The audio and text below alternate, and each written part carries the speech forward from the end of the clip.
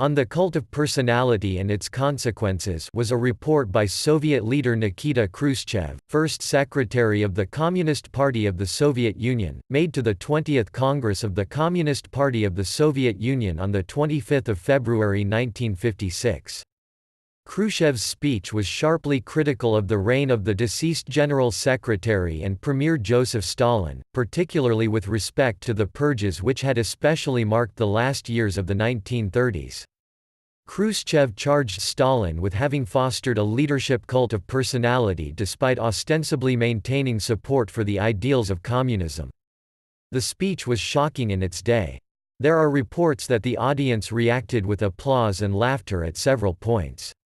There are also reports that some of those present suffered heart attacks, and others later committed suicide. The ensuing confusion among many Soviet citizens, bred on the panegyrics and permanent praise of the genius of Stalin, was especially apparent in Georgia, Stalin's homeland, where the days of protests and rioting ended with the Soviet army crackdown on 9 March 1956.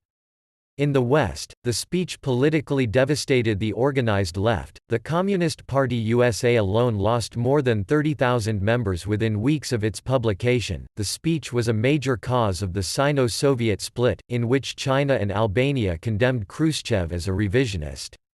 In response, they formed the anti-revisionist movement, criticizing the post-Stalin leadership of the Communist Party of the Soviet Union for allegedly deviating from the path of Lenin and Stalin. The speech was a milestone in the Khrushchev Thaw.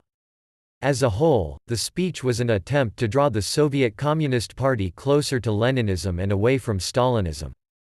However, it possibly served Khrushchev's ulterior motives to legitimize and consolidate his control of the Soviet Union's Communist Party and government, after political struggles with Georgy Malenkov and firm Stalin loyalists such as Vyacheslav Molotov, who were involved to varying degrees in the purges. The Khrushchev report was known as the secret speech because it was delivered at an unpublicized closed session of Communist Party delegates, with guests and members of the press excluded.